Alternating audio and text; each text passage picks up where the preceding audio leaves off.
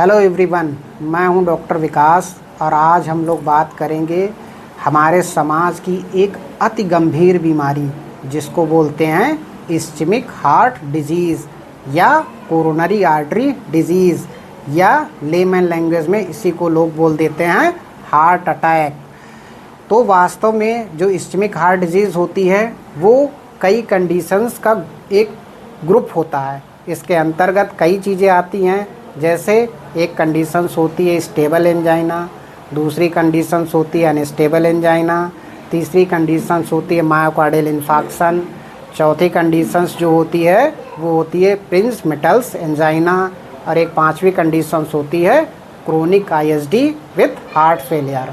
इन सबको जानने से पहले सबसे पहले हम जानते हैं कि जो हमारा हार्ट होता है, हार्ट की ब्लड सप्लाई क्या होती है। तो सबसे पहले हम लोग बात करते हैं हार्ट की ब्लड सप्लाई पर।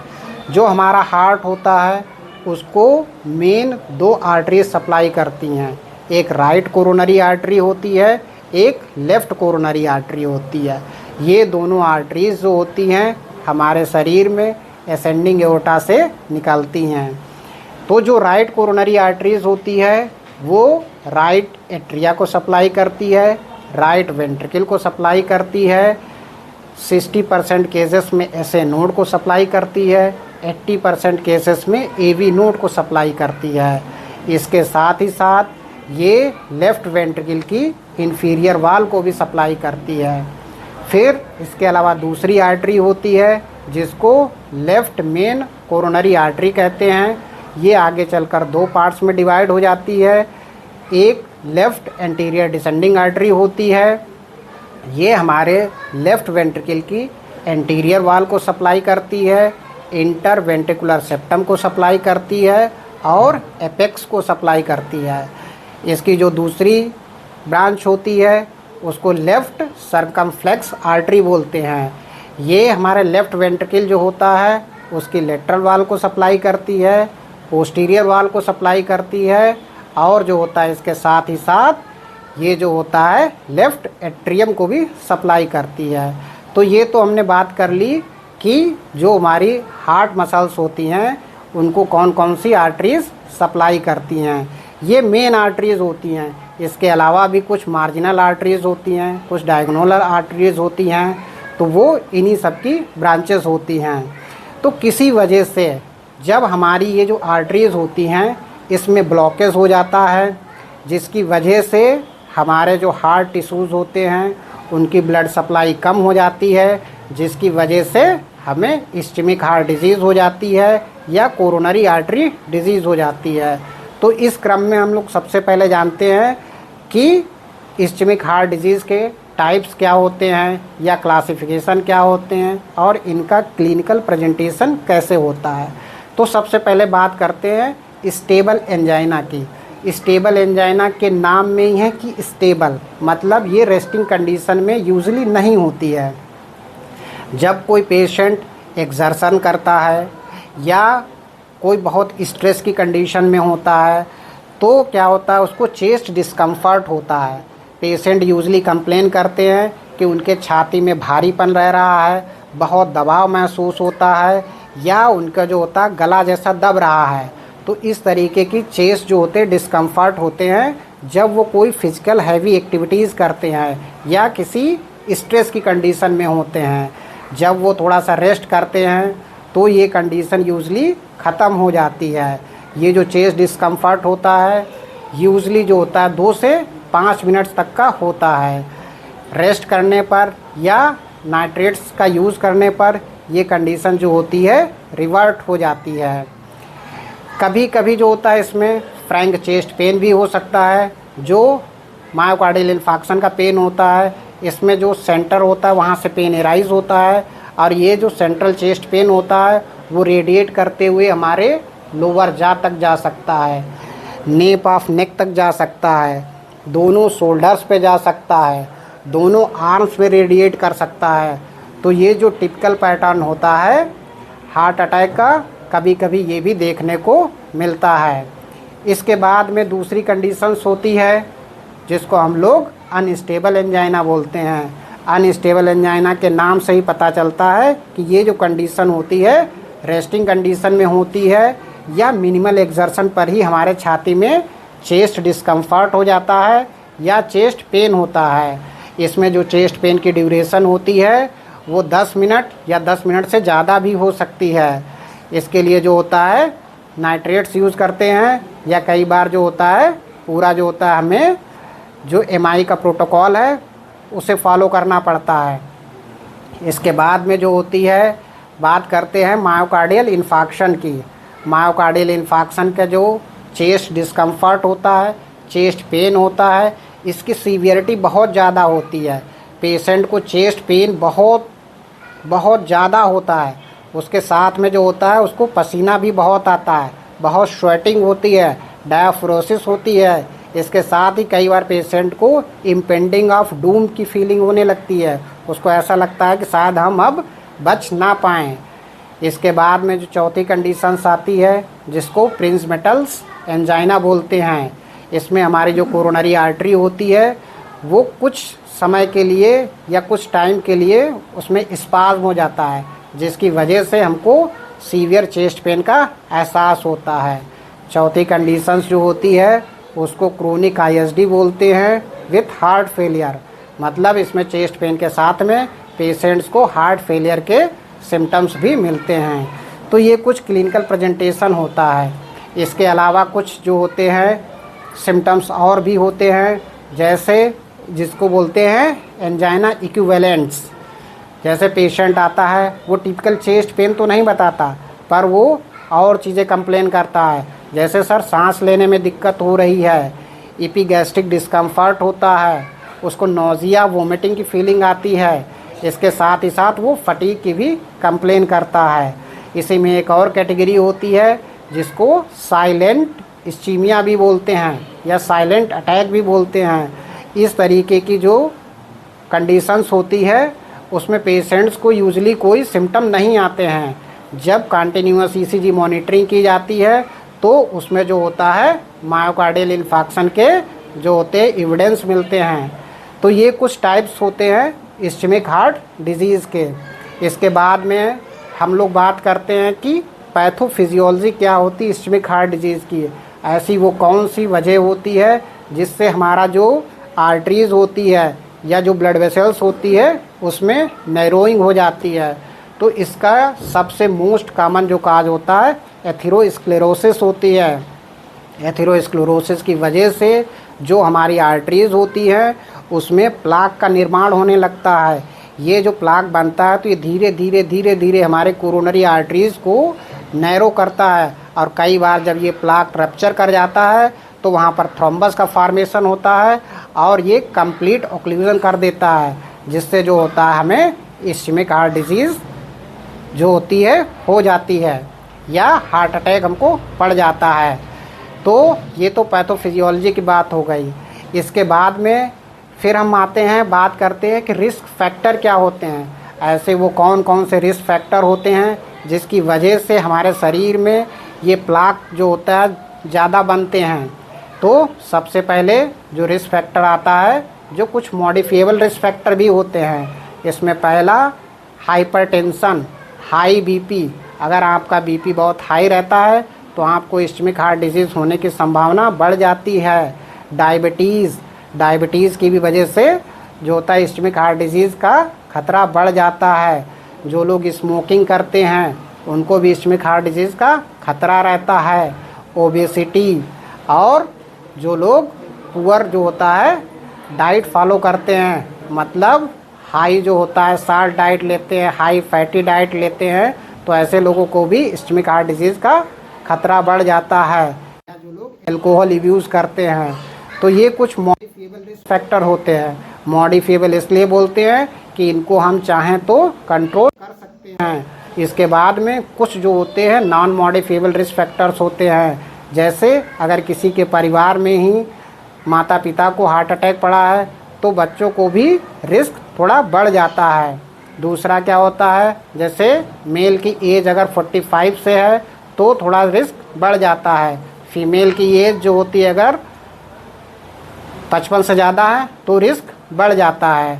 और मेल की अगर एज 45 से ज़्यादा है तो रिस्क बढ़ जाता है। तो ये जो कुछ होते हैं नॉन मॉडिफाइबल रिस्क फैक्टर्स होते हैं। इसके बाद में बात करते हैं कि हम लोग इसकी डायग्नोसिस कैसे बनाते हैं, आखिर वो कौन सी जांचें कराएं जिससे हम ये कंफर्म कर सकें कि भाई हमें इस्केमिक हार्ट डिजीज़ हुई है या नहीं हुई है। तो इस केस में जैसे ही किसी पेशेंट को ऐसे सिम्टम्स आते हैं, वो हॉस्पिटल जाते हैं, तो सबसे पहले उनको ईसीजी एडवाइस किया जाता है। ईसीजी में जो होता है या तो हमें हाइपर एक्यूट टी वेव मिल सकती है, या एसटी सेगमेंट एलिवेशन मिल सकता है, या एसटी सेगमेंट डिप्रेशन मिल सकता है, या टी वेव का इन्वर्जन मिल सकता है, या क्यू वेव का फॉर्मेशन मिल सकता है। ये कुछ जो होते हैं ईसीजी कैरेक्टरिस्टिक होते हैं जो कि हमें इस्केमिक हार्ट डिजीज़ के पेशेंट में मिलते हैं। इसके बाद में दूसरी जो इम्पॉर्टेंट जांच होती है वो हम लोग 2D इकोकार्डियोग्राफी करते हैं। इससे इस्केमिक हार्ट डिजीज़ की regional wall motion abnormality check कर सकते हैं कि कौन सी वॉल की जो एबनॉर्मेलिटी है सही है, कौन सी गड़बड़ है, कौन सी कम हो गई है, तो ये जान सकते हैं। पैपिलरी मसल्स देख सकते हैं, और कोई कॉम्प्लिकेशन अगर हार्ट में डेवलप हुआ है तो उसकी भी जानकारी हमें मिल सकती है। इसके अलावा जो होता है कई बार अगर पेशेंट स्टेबल है तो कोरोनरी सीटी कोरोनरी एंजियोग्राफी भी करा लेते हैं, जो कि एक नॉन इन्वेजिव टेस्ट होता है जिससे हम लोग कोरोनरी कैल्सिफिकेशन और वहाँ पर जो ब्लॉकेज होता है उसको चेक कर सकते हैं। इन सब में सबसे जो गोल्ड स्टैंडर्ड जांच होती है उसको कोरोनरी एंजियोग्राफी बोलते हैं। ये सबसे जो होती है बेहतर जांच होती है।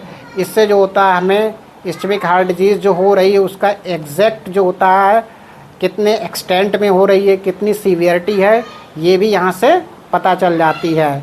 तो ये कुछ जो होते हैं टेस्ट कराते हैं। इसके अलावा जो होता है कुछ लेबोरेटरी टेस्ट किए जाते हैं, जैसे आपको डॉक्टर्स तुरंत एडवाइस करते हैं ट्रोपोनिन टी करा लो या ट्रोपोनिन आई करा लो। ये जो एंजाइम्स होते हैं हार्ट अटैक के 3 से 6 घंटे के बाद में शरीर में राइज होने शुरू हो जाते हैं, और इनकी पीक वैल्यू जो होती है 12 से 24 घंटे में पहुंचती है, और ये नॉर्मलाइज हो जाते हैं 7 से 14 दिन में इन्हें लगते हैं नॉर्मलाइज होने में। ट्रोपोनिन आई और ट्रोपोनिन टी ये भी एक मोस्ट सेंसिटिव टेस्ट होता है इस्केमिक हार्ट डिजीज़ पेशेंट के लिए, हार्ट अटैक के मरीज़ के लिए। जो एमआई के पेशेंट्स होते हैं उनके लिए बहुत ही इसकी सेंसिटिविटी ज़्यादा होती है। दूसरा टेस्ट जो कभी कभी पेशेंट को एडवाइस किया जाता है वो CKMB होता है। CKMB भी यूजली 3 to 6 आवर में ही जो होता है राइज करता है, और जो होता है 12 से 24 घंटे में इसकी पीक पे पहुंच जाता है। ये जो होता है 2 से 3 दिन में नॉर्मलाइज हो जाता है।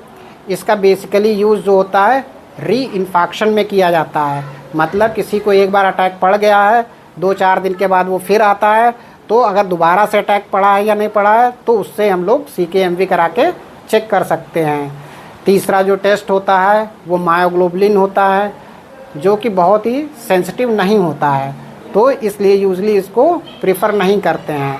एक और बहुत पहले टेस्ट किया जाता था LDH, जो कि अब नहीं किया जाता है। इसके अलावा जो होते हैं आपके डॉक्टर से एक बहुत इंपॉर्टेंट टेस्ट होता है BNP एंड NT-proBNP, जो कि क्या होता है इस्केमिक हार्ट डिजीज़ में हार्ट फेलियर को रूल आउट करने के लिए किया जाता है। अगर BNP या NT-proBNP की वैल्यू 400 पिकोग्राम पर ml से ज़्यादा होती है तो ये हार्ट फेलियर को सजेस्ट करता है। अगर इसकी वैल्यू लेस देन 100 होती है तो ये हार्ट फेलियर को रूल आउट करता है। तो ये कुछ जो होती है इन्वेस्टिगेशंस जो होती हैं डॉक्टर्स आपको बोलते हैं। इसके साथ में कुछ जो होती हैं और जो होती है जनरल इन्वेस्टिगेशन करते हैं, जैसे लिपिड प्रोफाइल किया जाता है, किडनी प्रोफाइल किया जाता है, और डायबिटिक प्रोफाइल भी चेक करते हैं। तो ये इन्वेस्टिगेशंस कुछ जो होती है इम्पॉर्टेंट इन्वेस्टिगेशंस होती है जो इस्केमिक हार्ट डिजीज़ के पेशेंट को करानी चाहिए। उसके बाद में बात करते हैं मैनेजमेंट की।